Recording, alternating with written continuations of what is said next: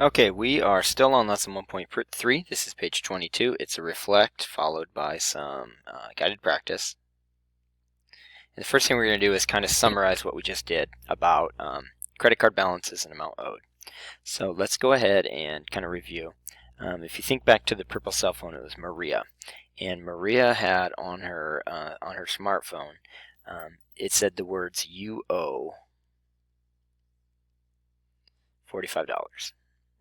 That's right. And the question here says use absolute value to describe the relationship between a negative credit card balance and the amount owed. Well, if Maria owed $45, what was her balance? Well, it was negative 45. So this question is probably more complicated than it's really meant to be. Simply put, the amount owed is the absolute value of the balance.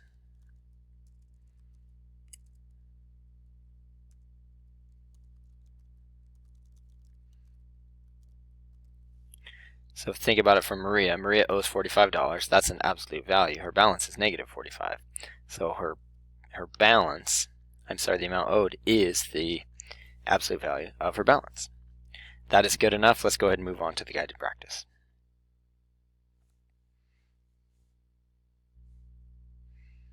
All right. Number one, vocabulary. If a number is blank, then the number is less than its absolute value. Well, let's think about it. If the number is 7, then the number is equal to its absolute balance. But what about if the number is negative 7? Well, the absolute value of negative 7 is 7. This number is negative and it's less than its absolute value, so this answer has to be negative. If a number is negative, then the number is less than its absolute value. Okay, moving on.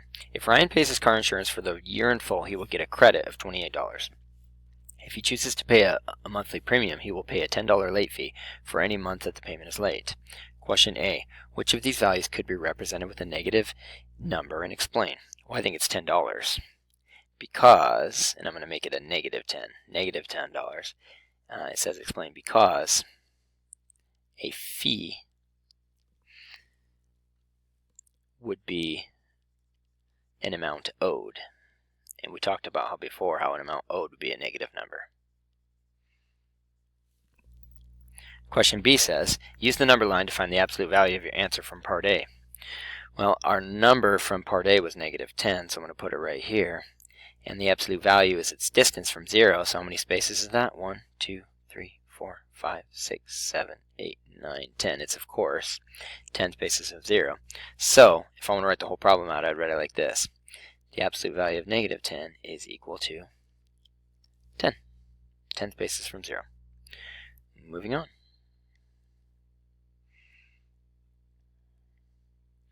This is another one that's semi-tricky, kind of like the cell phone problem. These guys are playing a video game. It says Leo, Gabriella, Sania, and Thomas are playing a video game. Their scores are described in the table below. So we've got Leo, Gabriella, and Sania. A says Leo wants to earn enough points to have a positive score. Does he need to earn more than 100 points or less than 100 points? Right now his score is less than negative 100. So if we thought about a number line here, 0 will be off to the right, and he's not at negative 100. He's over here. He's less than negative 100. So for example, he could be at negative 110, negative 120. He might even be at negative 101, but he's less than negative 100.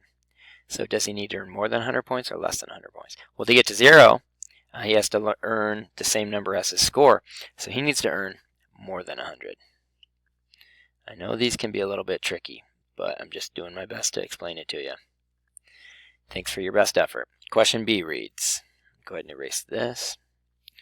Question B, I'm going to put a number here, like let's pretend that he had negative 110. That kind of shows why he would need more than 100 points. Question B reads, Gabrielle wants to earn enough points to not have a negative score. Does she need to earn more points than Leo or less points than Leo? Well, she right now has 20 points more than Leo. And so that's to the right. So if Leo has negative 110 and I have to move to the right 20 spaces, that's going to be at negative 90. And she wants to not have a negative score. Does she need more points to do that or less than that?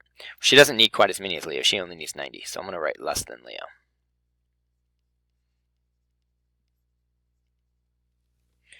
And question C, Sania wants to earn enough points to have a higher score than Leo. Does she need to earn more than 50 or less than 50? Well, she right now has 50 points less than Leo, which means if I go back to Leo's score of negative 110, 50 points less than that would be to the left, so she'd be all the way out to negative 160. She is not doing very well in this game. So does she need more than 50 points or less than 50 points? She needs more than 50 points. If she gains 50, she'll tie him, but to beat Leo, she has to get more than 50. All right, last question, the essential checking question. I think it's a pretty easy one. It says, when is the absolute value of a number equal to the number? Well, I'll give you a couple hints as to when it's not.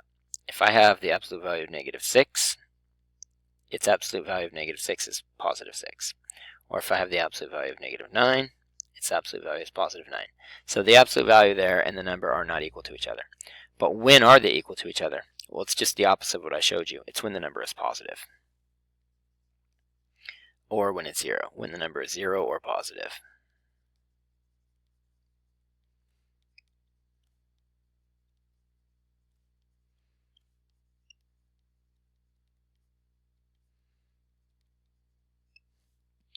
All right, you're done with page 22.